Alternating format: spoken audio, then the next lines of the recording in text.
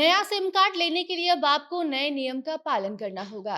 नए साल से सिम खरीदने बेचने का नियम एकदम से बदल दिया गया है। आपको बता दें कि पहले आप सिम कार्ड लेने के लिए आधार कार्ड देते थे, फिजिकल वेरिफिकेशन करवाते थे, लेकिन अब ये नियम बदल जाएगा। नए साल के जनवरी महीने से क्या कुछ बदलाव होने जा रहा है, सारी जानकारी आपको हम देते हैं आगे खबर में। आपको बताएंगे कि अब सिम कार्ड लेने के लिए आपको क्या कुछ करना होगा, सरकार ने क्या कुछ बदलाव नियम में कर दिया है। अब नमस्कार, आप जनता जंक्शन देख रहे हैं और मैं आपके साथ वंदना पांडे। 1 जनवरी से ना सिर्फ साल बदलने जा रहा है, बल्कि सिम कार्ड खरीदने का एक नियम भी बदल जाएगा। अगले साल से सिम खरीदने पर सिर्फ डिजिटल केवाईसी करवाई जाएगी। अभी तक सिम खरीदने के लिए डॉक्यूमेंट का फिजिकल वेरिफिकेशन होता था, जो महंगा और काफी समय लगाता था। अब इस प्रक्रिया को बदल दिया जाएगा। अब काफी कम समय लगेगा, समय की बचत होगी और आप आसानी से सिम कार्ड खरीद सकेंगे और इससे सरकार को भी खूब फायदा होगा।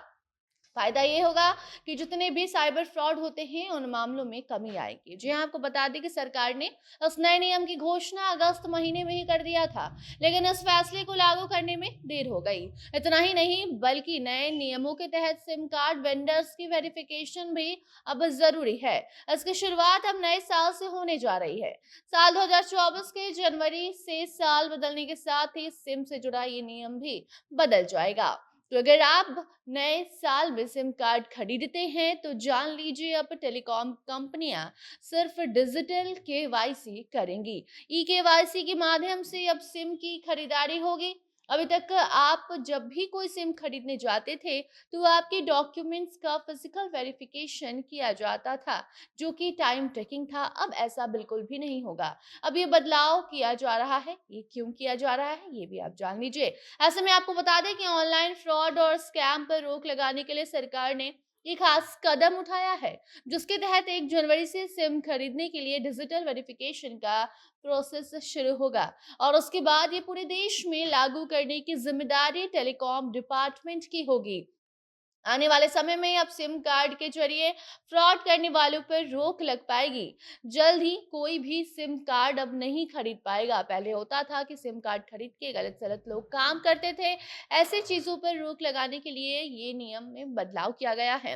उसके साथ ही आपको बता दें कि सिम खरीदने और बेचने के लिए नियमों के तहत अब टेलीकॉम फ्रेंचाइजी, सिम डिस्ट्रीब्यूटर्स और पॉइंट्स ऑफ सेल एजेंट्स का रजिस्ट्रेशन अनिवार्य कर दिया गया है।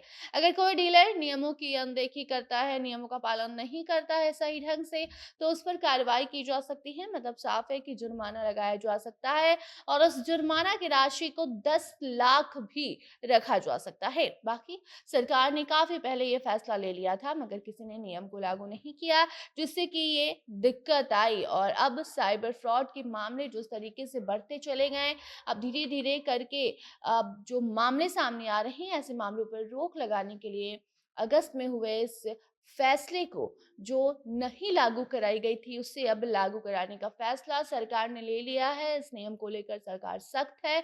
अब जो भी उस नियम का पालन नहीं करेगा, उसे 10 लाख तक का जुर्माना भरना पड़ सकता है और यही कारण है कि पूरे देश भर में अब उस नियम को लागू कराया जा रहा है।